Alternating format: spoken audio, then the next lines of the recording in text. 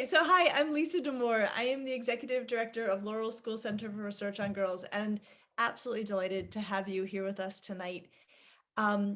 With us is Marissa, who is from the Laurel School Parents Association, who has so wonderfully helped with sponsoring this. We are really, really grateful for their support.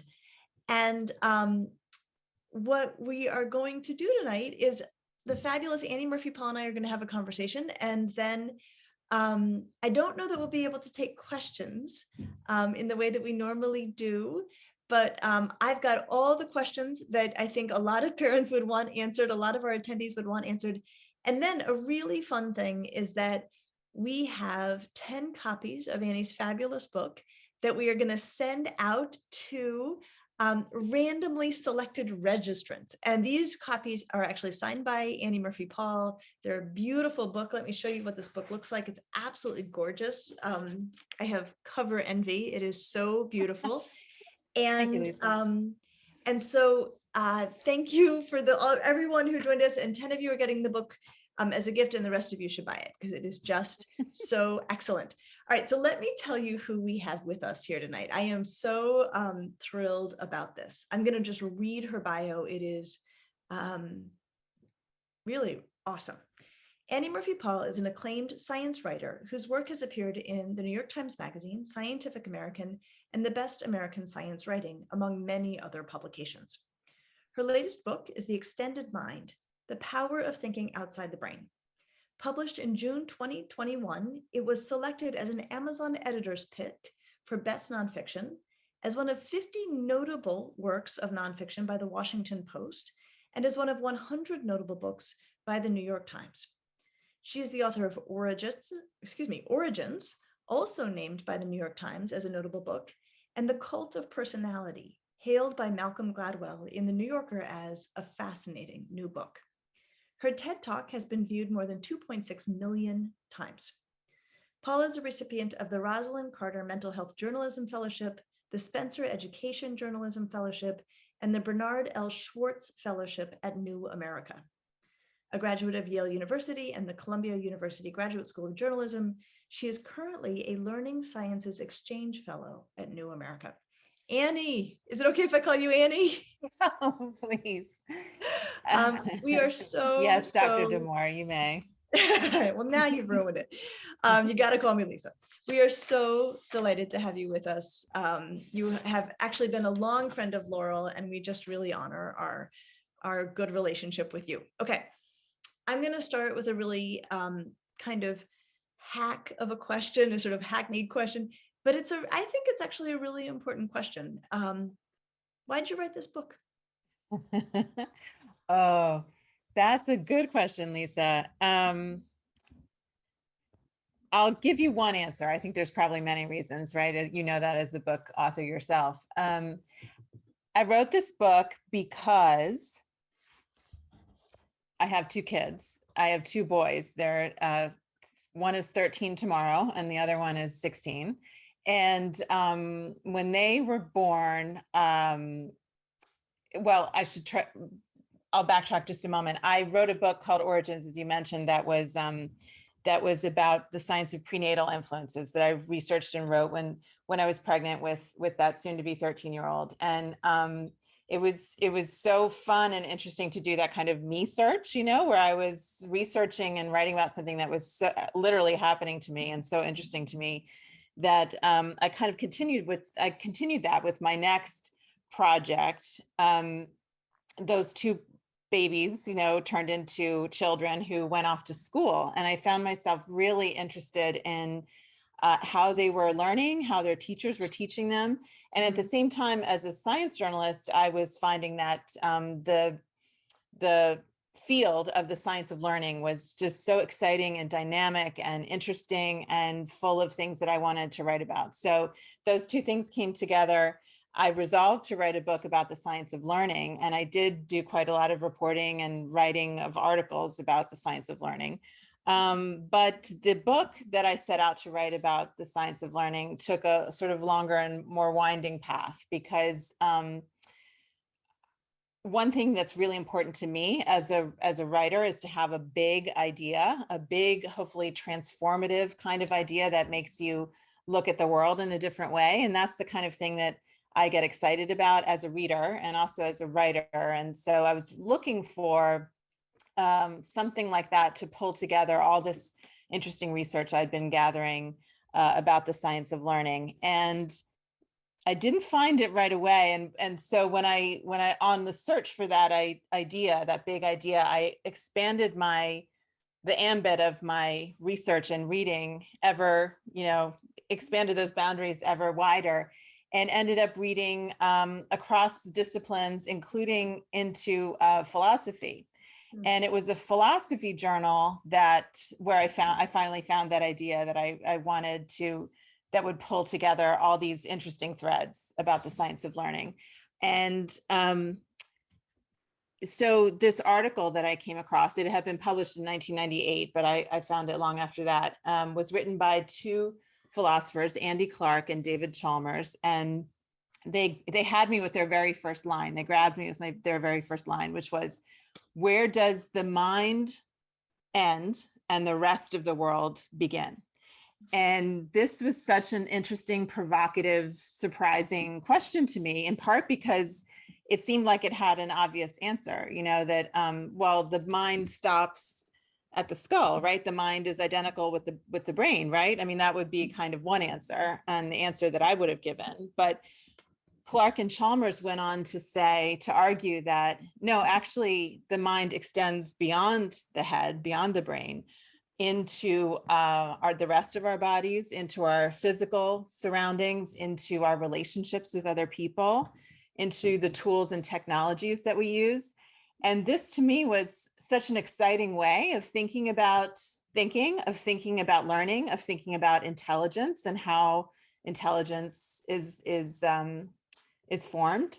And so that became the spine of my book. And I would just say lastly that I wrote this book because I think the idea of the extended mind is too good to leave to the philosophers, in their ivory towers. Like, I wanted to take this exciting, interesting, provocative idea and operationalize it, like make it applicable to all of us in our everyday lives as we go about thinking, learning, solving problems, coming up with new ideas. And so then, that was the start of it, or the seed of it. And then it was a few more years, as you know, to kind of pull together all this research, again, from many different disciplines, to show exactly how we use extraneural resources outside our brains to do our thinking. So I think that's as close as I can get to an answer of why I wrote the book. The answer. And you are so good at the translational work, at taking what's happening on the academic and scientific side and bringing it across to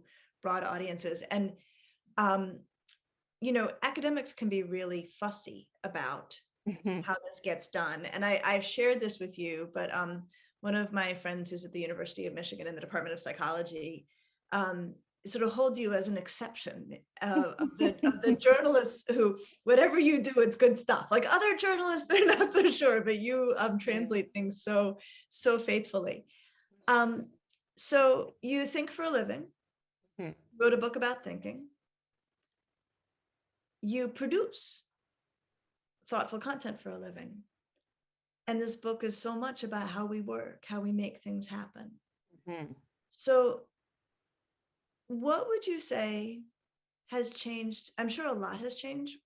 Give me a couple of the biggest changes in terms of your own thinking and working life that have arrived into your daily practice as a function of writing this book.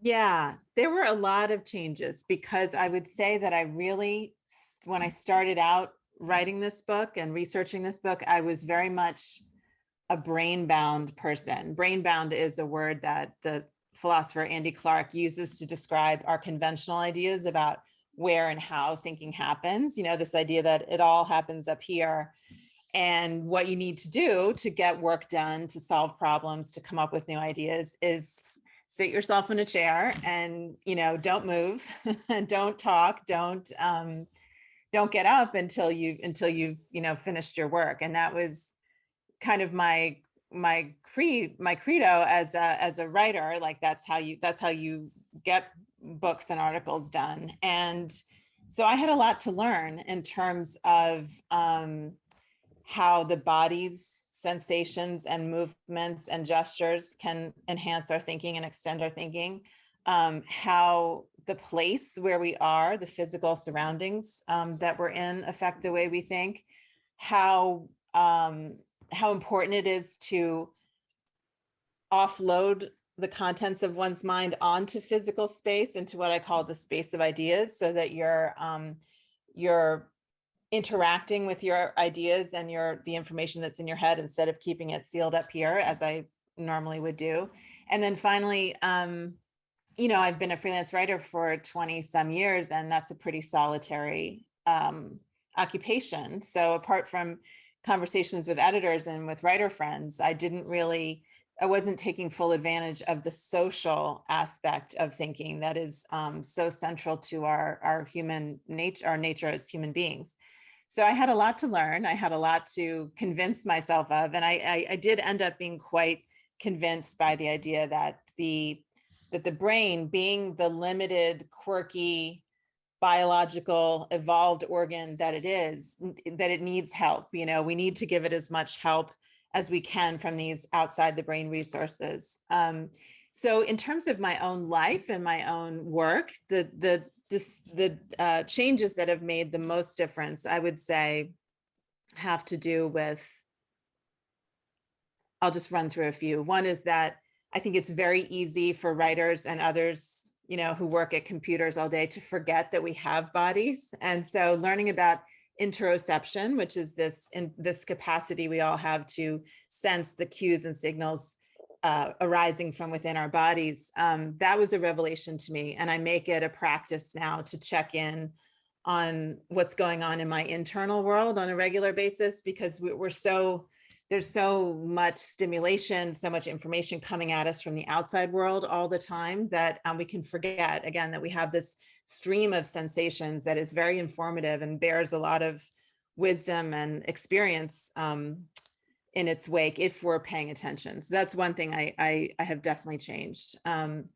I started incorporating a lot more movement into my workday. I started working in the mornings and then breaking in the afternoon to take a bike ride. And people who have a regular practice of exercise, I think, will confirm this, that like those moments when I was on my bike were always the moments when the idea that I'd been struggling after all day finally came to me, and who knows, maybe it wouldn't have if I just stayed there at my desk.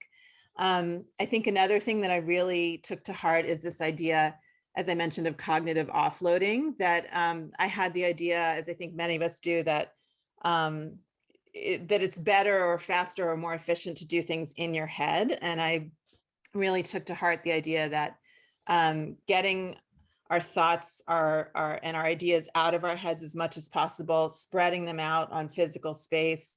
For me, that's Post-it notes. I'm a profligate Post-it note user, and turning ideas and pieces of information into physical objects that you can move around, or something like a three-dimensional landscape that you can actually navigate along with your body, that brings to bear all these embodied resources that we use so effortlessly and easily and effectively, but that again remain dormant, when we're keeping all of that in our heads. And then finally, I think I did take to heart this idea that our culture tends to separate intellectual life, academic life from social life, as if those two things are different and even opposed. Well, it's fine for kids to chatter and interact at lunchtime or on the playground, but then they need to kind of pull all that in when they get into their seats in the classroom. And I really became persuaded that human beings have these incredibly powerful social brains that are on all the time, and what we want to do is harness the power of that social brain in the service of learning and working and thinking. So I have tried to, even with the pandemic going on, sort of circulate my ideas and my thinking through the minds of other people, and not keep them all to myself, where they sort of can't be improved or enhanced, they remain inert. So I'm really focused now on creating these cognitive loops that loop out of my own mind, through the minds of other people, through my own body, through my physical surroundings, and recasting thinking actually as creating those cognitive loops. And I find that to be a very fertile and generative way to go about thinking and working now. Fabulous. Okay, I'll tell you my two things that changed when I read your book. Yeah. Actually, I'm going to tell you one. I'm going to ask you to talk more about another. So some of those for me, for sure. But one of the things that I took away from your book was around how it's really helpful when you're talking about distributing ideas across space.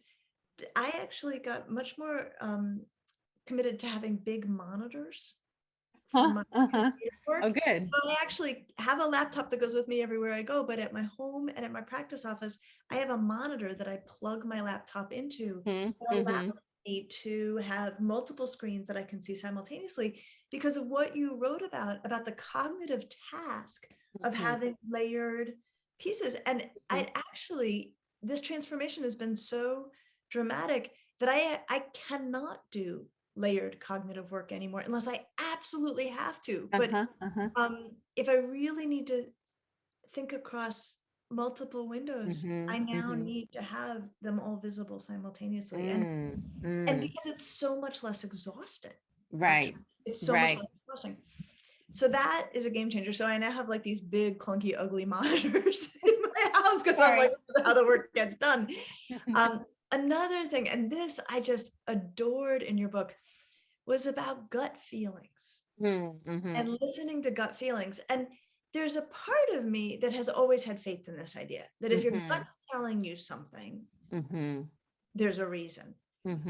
But there's also another big part of me that could think my way against it. Think like logic out, like, yeah, that's what your gut says, but I don't know, maybe this is okay, that is okay. And ever since reading your book, I'm like, if the gut says it, the gut wins. So can you unpack a little bit? The description of the book is so compelling, and I just would love for people to hear how you think that.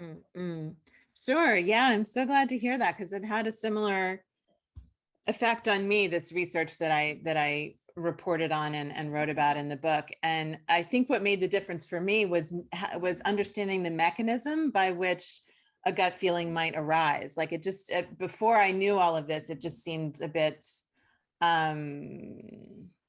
woo-woo, or like sort of like superstition, or an old wives' tale or something, like listen to your gut, like, wait, why? But once I understood what that was about, it made a lot more sense to me. So I like understanding the mechanism. And as the mechanism, as I understand it, is that as we make our way through life, we're taking in so much information. There's so much information in our environment, in our experience, and so much so that we can't process it all consciously. Our conscious minds are actually like a very small part of the operation of our minds in general. But we are taking in that information and those patterns and those regularities in our experience, and we're storing them non-consciously. So then the question becomes, well, okay, we have that knowledge, we have that experience, so how do we access it if it's non-conscious? And the answer is, that's what these bodily sensations are about. This is your body sort of tapping you on the shoulder or tugging you on the sleeve and saying, hey, pay attention to this, or it tells you that it's preparing your body for some kind of challenge that you may not even realize until that you're facing, until you notice that your heart is beating, or you have butterflies in your stomach, so these interoceptive signals that arise from within our bodies are telling us something. And my impression, certainly as a student and as someone working in our current workplace world, is that we're kind of encouraged to suppress those internal signals and the message is kind of power through, like ignore the body and overrule the body in order to get your work done. And actually, it was really a revelation to me to realize that those very sensations that I might otherwise have tried to push aside in order to get my work done could actually inform and enhance the thinking that I was doing if I tuned into them. So that to me was that was very striking and changeful for me as well, Lisa. I'm glad. Is that kind of the kind of explanation that you were thinking of? Yeah, no, it's beautiful. I mean, I think when I think about reading the book, I think the phrase that you said that really stuck with me about that section was that it's your body saying you've been here before. Right. And I think that just to reiterate exactly what you just said, it is data driven. Different kind of just data don't than we're know used the to. data. Yeah. And so I think that what you're saying about, like privileging like the data that you're conscious of over the data that unconscious. And of course, as a psychologist, I'm 100% with you. You've got the tip of the iceberg, that's the conscious, you've got the giant amount under the surface that is, a huge amount of information. And I think that I too, like you, needed an explanation that made sense to me about why my gut sense was valuable, really. Yes. And Yeah, another phrase, and it's not mine, that I quote in the book, is that these sensations represent kind of our somatic rudder. Like it's our bodies guiding us, and our bodies are built to help us survive, right? So these are signals that are adaptive for the most part, and we've privileged this conscious, logical, rational mind, but that's, that doesn't always lead us in the right direction. that really was game changing for me. Okay. So I know, poured through truckloads of research. Pretty much. And you beautifully organized it and presented it to us. Was there anything that, besides what we've talked about already, that just struck you as completely unexpected or counterintuitive? Like you didn't see it coming, but then, you bored down into it and yep, it held up. Is there anything along those lines? Yeah. What really kind of blew my mind was the research on gesture, because I had always kind of, again, assumed, along with our brain-centric, neurocentric, verbally focused culture, had assumed that gestures were just kind of hand waving, just kind of like something that a clumsy kind of add-on to what really matters, which is what we say with our words, because we're a culture that so values verbal expression. So to learn that, well, first of all, that linguists believe that gesture was actually humanity's first language, that before any human spoke a word aloud, we were communicating with gestures, and that we see that recapitulated every time a baby is born, that babies can often communicate what they're thinking with gestures long before they can say words.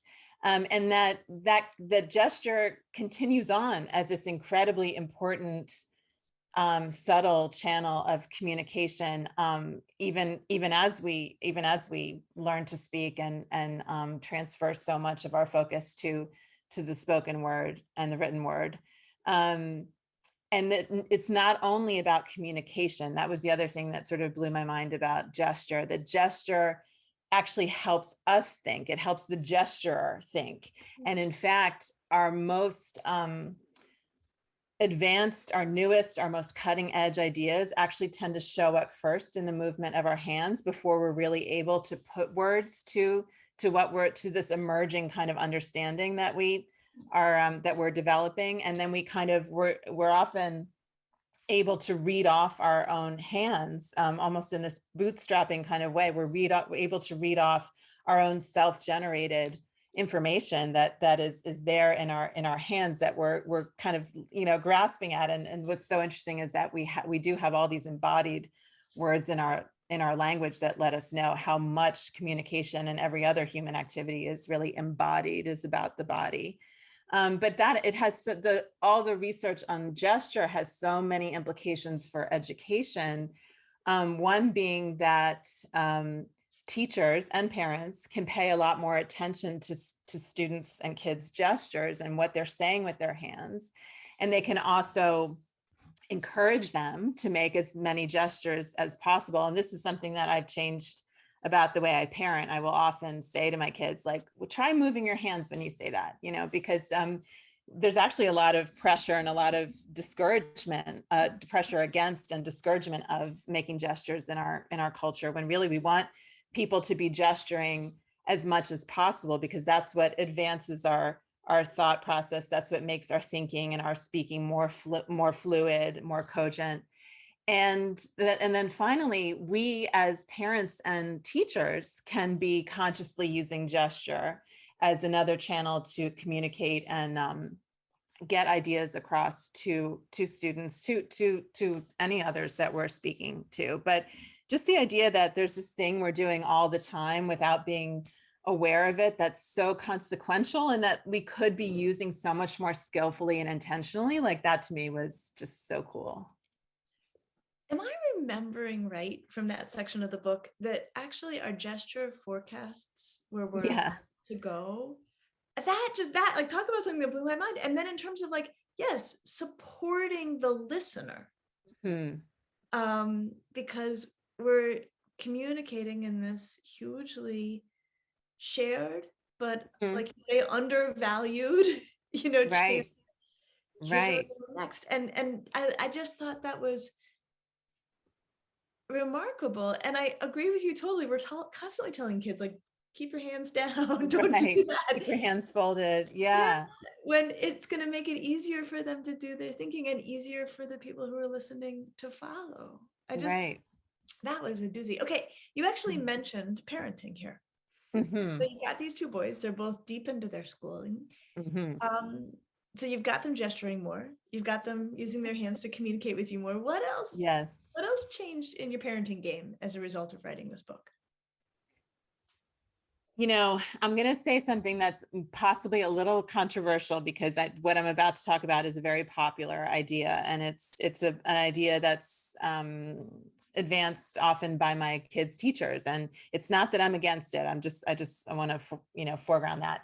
And that is this idea of the growth mindset, which is, this idea pioneered by Stanford psychologist Carol Dweck, that the brain is like a muscle, and the more you use it like a physical muscle, the stronger it gets. And this is, this idea, it's a wonderful idea, and it has so many positive implications for students. It's one of those rare ideas from psychology that's really completely penetrated education and lots of the minds of many parents as well. And my kids, I think, have this idea too, that it kind of goes back to what we were saying earlier, Lisa, that if you have a hard thing to do, you have a hard homework assignment, say, or a paper to write, what you do is work that brain as hard as possible, exercise it. That's how you get stronger, and that's how the job will get done.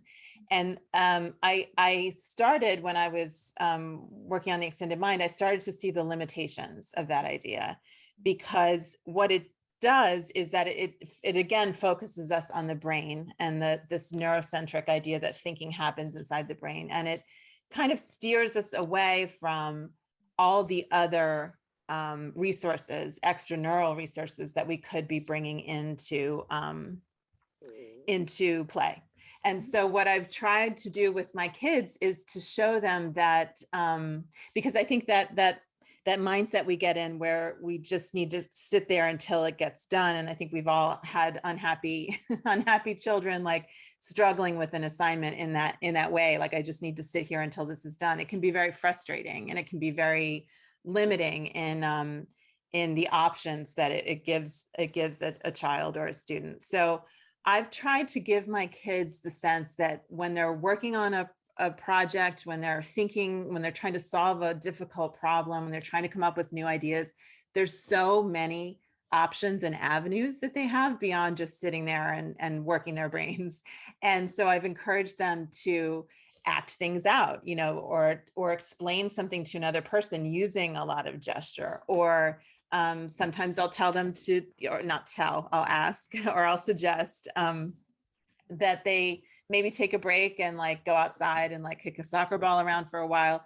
We haven't even talked, Lisa, about the importance of nature and being outside. And I know the Laurel campus is gorgeous and full of nature. And there's so many things that a school like Laurel is doing already to extend the minds of its students. But I might suggest to my kids that they go outside and sort of relax and restore their attention by being in the outdoors.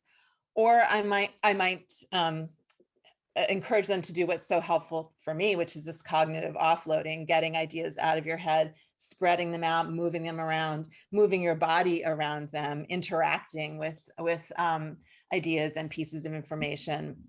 And then finally, having them get into the social aspect of thinking, and remembering that is almost always a good way to improve one's thinking, is to bring the social element into our thinking process. And one of my favorite suggestions, which I have had my younger son do, one of my favorite suggestions, research-based suggestions from the book, is to record an instructional video, like where you are the kid is the teacher, and there's a kind of social presence that is generated just from performing for a camera, as if there's another, someone watching, an audience, or a tutee watching. And that just that simple act of recording an instructional video, trying to sort of explain to someone else what you're trying to learn, activates all these benefits associated with teaching to learn,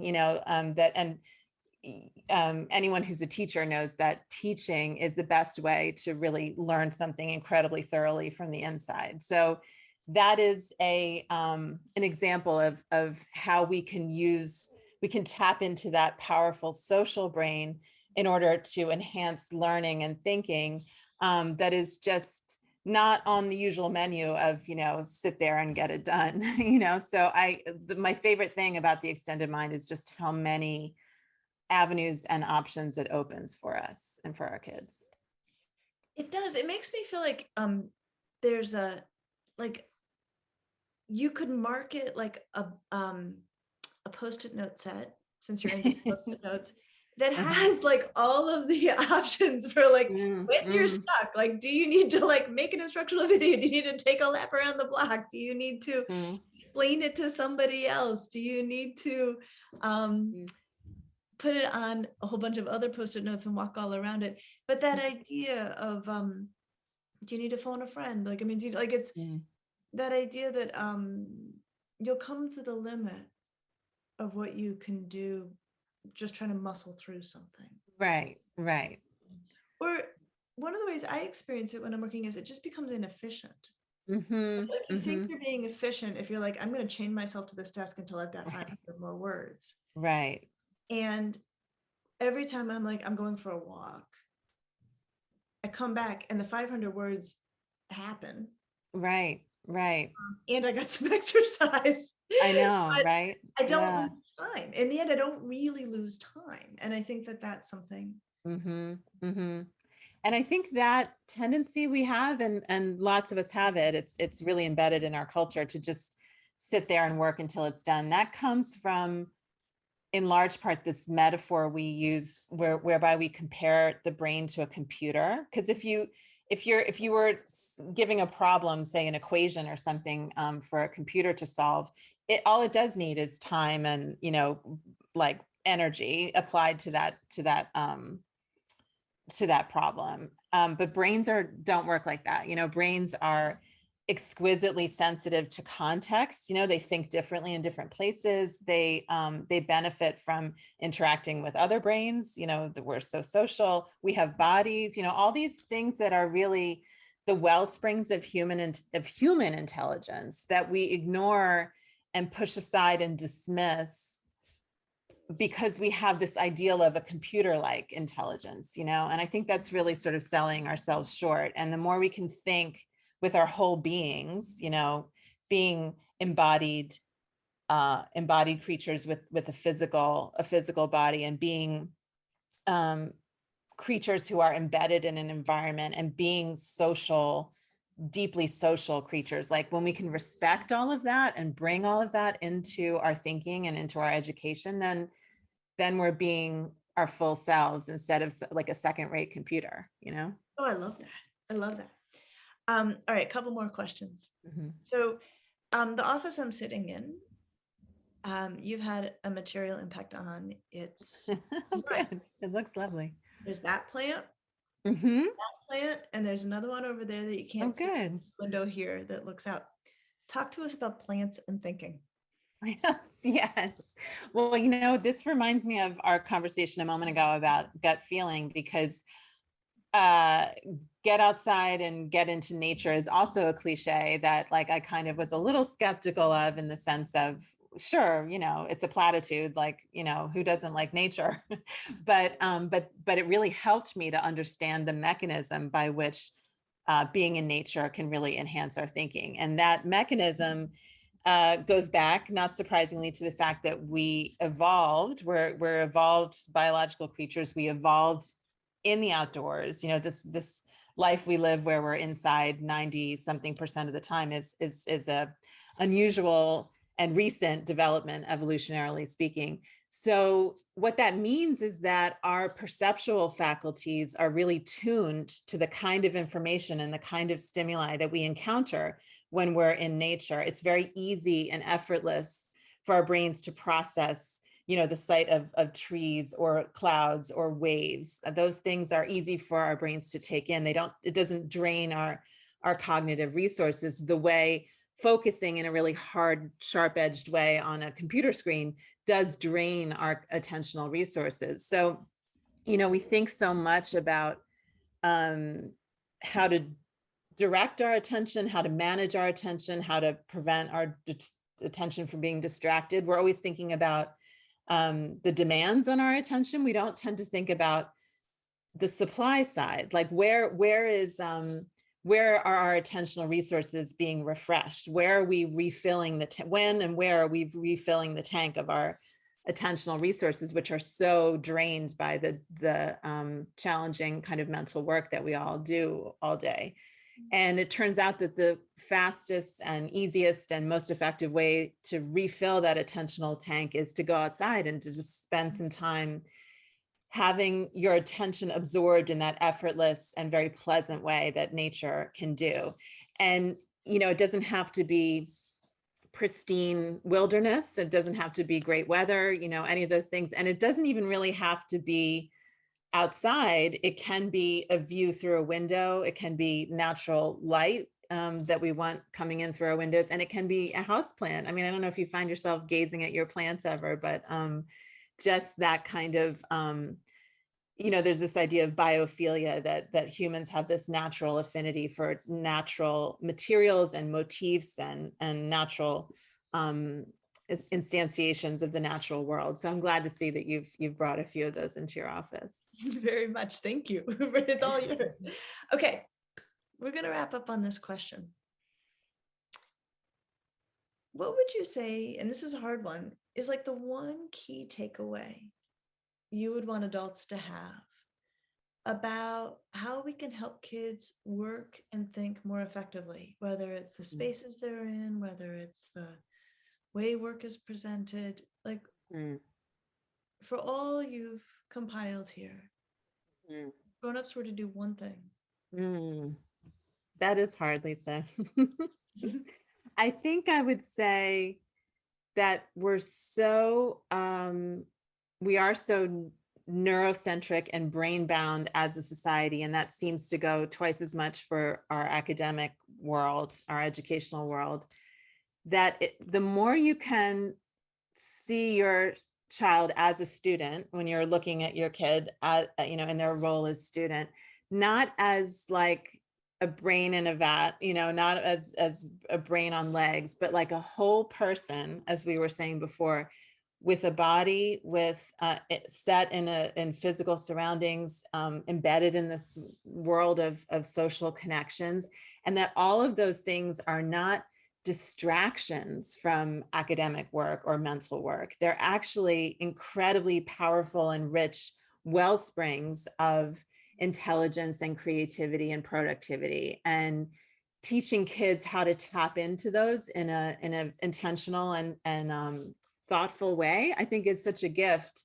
because it takes them beyond their brains and it teaches them that there's so much more than a brain, you know, which I think is not a bad lesson at all to give to our kids. It's a beautiful place to end. Annie, thank you for your work. Thank you for sharing it with us. So fun to talk with you about this. It was so great, Lisa. Thank you for inviting me. You bet. And thanks to all of you who could join us live, and then to those of you who are watching this on recording. All right. Have a good night, Annie.